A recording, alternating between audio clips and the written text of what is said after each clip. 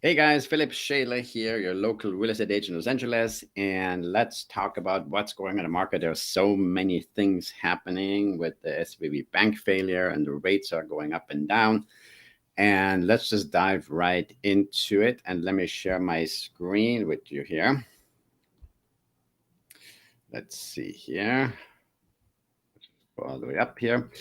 So what I talk about today is this is like my March, April real estate report. So number one, we have low inventory. That's has been plagued. The industry has been plagued by that for quite a while. It's also part of the reason why the prices remain up. Mortgage rates may come down by the end of 2023, and this may have to do with the bank failures, actually. So the bank failures may have that positive effect that we're going to talk about in a minute when we look at the slides. Price and home values decrease in Los Angeles are only about 1 to 3%, despite what you hear in the news, 20, 30, 40% crashes that maybe in some pockets, although it's unlikely. I think this is just clickbait. Really, the realistic, if you look at the data, the realistic situation is 1 to 3% decrease in home value. Waiting for prices to drop may not be the wise way to go because of the low inventory. Prices may not drop. So if you're waiting, prices actually are increasing in certain areas. Waiting for interest rates to drop may not be wise either, says Dave Ramsey, because again, if we can only assume that the rates might drop at the end of the year, then it might be wise to buy soon and then refinance 6 months later after you close escrow. Lending restrictions may apply due to SVB bank failure. So the banks have been kind of spooked now. So they're going to be a little bit more with the magnifying glass looking at your application. So it's more important than ever to have all your ducks in a row, have your credit in good shape, have extra down payment. Is it a good time to buy a home? Well, that question, I get it all the time. Let's dive right into it. So at the moment, what we have is limited buyer demand. We're in the 7, even weak buyer demand, as you can see. I guess in some areas there have been 7% for interest rates for mortgages. I haven't really seen it. I think if you have a good lender, you might still be getting into the high 6s. However, this is definitely a weak and limited buyer demand we have right now. There are, however, I have to say, there are some. I talked to a realtor in New Jersey and one in Florida, and they had 6 offers on a property, and a property was around 700,000 value. And so there are, when people see a good deal, they are jumping in. So there, and again, you have to remember, 28% of current deals are cash deals. So the cash buyers really have the benefit of having less competition with the buyers, because less buyers, they're waiting for the rates to drop, but still can benefit from the high interest rates to negotiate a better price if that's possible. But again, there was every now and then in certain pockets are bidding wars. 2023 30-year mortgage rate versus the 10-year treasury yield. So typically, let me just go on this screen here. Typically, for over 50 years, the 30-year mortgage rate has moved in unison with the 10-year treasury yield. That's not so much the case anymore. The average rate here was 1.72. Lately, it's been 2.7 and even 3. So this is a huge difference. This is almost double. And this is unusual because, again, it usually goes together. Let's just look here. The economy is showing signs of resilience, mainly due to consumer spending, and rates are increasing. Overall, housing costs are also increasing and therefore impacting inflation, which continues to persist. Again, the overall housing costs are increasing because there is not enough inventory. Now let's go. The inventory is the big challenge. This is what we're dealing with. The inventory, it's kind of double-sided sword. On one hand, the low inventory keeps the prices where they are. If there'll be twice the inventory, prices would most likely come down. Houses would be more affordable. This is typically what it happens in the historical market, not currently. Now, if we look at U.S. total listing count, ideally this would be ideal. 2 million would be great, right? We're at just above 1 million. This now is townhouses, condominiums, and single-family residences combined. And this is not a lot. So we're just above, actually just below the $1 million range, 900,000. It looks like really not a lot of inventory, because don't quote me, but I believe there's 212 or 215 million units on the market, or in existence, I should say, not on the market, in existence in America. So having only 900,000 out of 212 million is really a low inventory. While the number of homes for sale is increasing, it is still 47.4% lower than it was before the pandemic in 2017 to 2019. So active monthly listing counts last 7 Februarys. So 2017, it's 1.1. This is actually much healthier. It's still a little bit on the low, but still healthier. But look at all this down here. In 2021 and 2022, when the pandemic hit, there was almost no inventory. And at the moment, we're at 577, almost 600,000. So it's really not a lot. Change in inventory, as you can see here, month over month, February 2023. Again, this data is just collected. So this is now March, April. This is just, it always takes a month or so to leave behind. So 7.9, I don't see anywhere an increase. Every state I look at here, New York has the lowest, and Florida has the lowest, 1.5% change in inventory, negative change. And California has 7.9, so definitely inventory is low. Alaska has 8.3, Hawaii has 9.4. Single-family housing units completed. This is also part of the reasons why we have low inventory. So if we look here at 2010 to 2015 and 2020, this is way below of new units. The last time we had new units built record setting was in 2005, right in here, right? The average units completed would be in here. We're getting there, but this is the 14 straight years is below a 52-year average. This is part of the reason why we're experiencing low inventory. And I would assume because of that, it might take a while before they can replenish the inventory with new builders, because now another problem comes into the situation is that will builders get loans for their projects with the SVB bank failure, because banks might be a little bit more cautious with lending money right now, especially in the housing market on builders.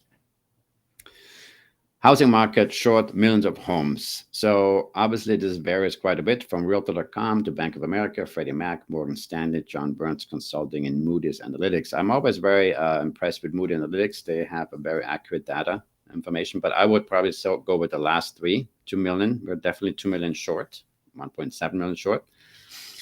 How much have prices fallen from peak? The drop in home value since June peak through December 2022. So again, this is what I was referring to earlier in my report, 1%, some say 1.6, some at 2%, but it is by far, it is not 30, 40%, what you hear on the YouTube videos, whatever. This is just clickbait, in my opinion. Should I buy a home right now? Well, I get this question all the time. And my answer would be long-term, yes. If you're a cash buyer right now, yes. Remember, 28% of all deals are cash at the moment. So a cash buyer can really benefit from that. Now, if you're looking to invest and make a quick equity, it's probably not going to be the best time, because there's a chance that you're not going to gain much equity this year and maybe next year. We're going to look at that in a minute. So for long term, I would say yes. And even in the worst case scenario, if you think about it, if somebody bought a house in 2007, it takes them historically 10 years to recover. So again, long term, you may not have any losses. You may be depressed because the market tanks and you realize you paid too much, or you bought too late, bought too early. But long term, I think it's worth it. But let's have a look here. So let's look at the rent. Look at this. Median asking rent since 1988. And this is median. This is certainly not in Los Angeles, but 300 all the way up to 1,400. That's a steep increase. That's a big increase. And in Los Angeles, it's probably more like 2,400. So the rents will always go up. Estimated national price performance is the point I was referring to earlier. December to December as forecasted in Q4 2022. So in 2023, you may not have an equity gain, according to Moody's and the other sources. And I would probably agree with that. There's not much of an equity gain. Now, next year, it'll go up again. Again, if we have low inventory, it is very possible that the values will go up, because remember, low inventory, high demand, price will go up. So this is very possible. So they're projecting, I think this is kind of conservative, but they're projecting in 2027, you'll have a 4.4% equity gain. So again, for investors, long term, short term, this might not be good. Long term, I think it's a good time to buy. Percent change in home prices since quarter 1991 to Q4 2022. Look at this. This is quite something. In Oregon, 511% change in home prices went up. Montana, 570. California, 300. This is all across the country. It went up, and most of it shot up during the pandemic. But we have a national average of 289.1% change in home prices. That's huge. And again, if you look back, I mean, here clearly you can see investing in real estate is well worth it. Just the timing is always the tricky part. Potential growth in household wealth over the next 5 years based solely on increased home equity. And if you purchase a home at $400,000 in January 2023. So you bought it here in 2023, you may have a slight decline in 2024, according to HBES. But then 2025, 26, 27, 28, you will see increases, which makes sense to me. Yeah. So the average would be probably right 5 years. 2022 quarter CoreLogic Homeowner Equity Insight Report. So year over year, total increase in equity for U.S. homeowners with mortgages, 2.2 trillion. It's quite a staggering number. 34.3 thousand average equity gain for homeowners with mortgages. So this is in 2022, the last quarter. So you had approximately 34,000 equity gain. Year over year percentage increase in equity for U.S. homeowners with mortgages, 15.8%. So there was money to be made in real estate at that time. Percentage change in home prices over 5 years, quarter 2022. So we had 50% here in California, Oregon 53, but all of them, I don't see anybody, Florida had 85%. So yes, the national average is 58.4% changes in home prices over the 5 years. That is actually quite a nice gain. Percentage change in home prices since quarter 1991, quarter four, I think we had this slide earlier, is almost 290% gain, national average. Now, here's what happened during the pandemic. They bought their first home during COVID and now they regret it. Why? They rushed to buy in the pandemic. Here's what they would change. A frenzied seller's market led some people to make harried decisions when buying their homes that they now regret. Recent U.S. homebuyers are being hit with massive wave of regret. Well, here's the thing. At the time of pandemic, you purchased a home at, let's say, slightly overpriced market value. But not only that, you overpaid. People overpaid 100, 200. I think in San Francisco, I heard $1 million over asking price paid was the highest in the country, I believe, during the pandemic.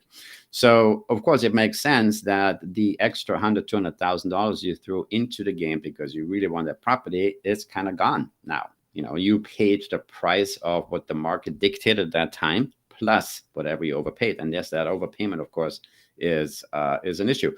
And, you know, in my opinion, that would have been the time where the Feds should have paid attention and started the increase of interest rates slowly, like a quarter every 3 months or so, but not all of a sudden, you know, wait, let this pandemic rush go crazy and almost spin out of control. And then all of a sudden, oh my gosh, we're going to put the brakes on and then start with 0.75 point increase several times. That is just, I mean, we had 9 interest rate hikes in almost a little bit over a year. I think it's the first time in history, as far as I know. So I think the Feds were too slow with that, and now they're too aggressive. And because they were so aggressive, obviously the banks have paid the price for it because they didn't watch their investments.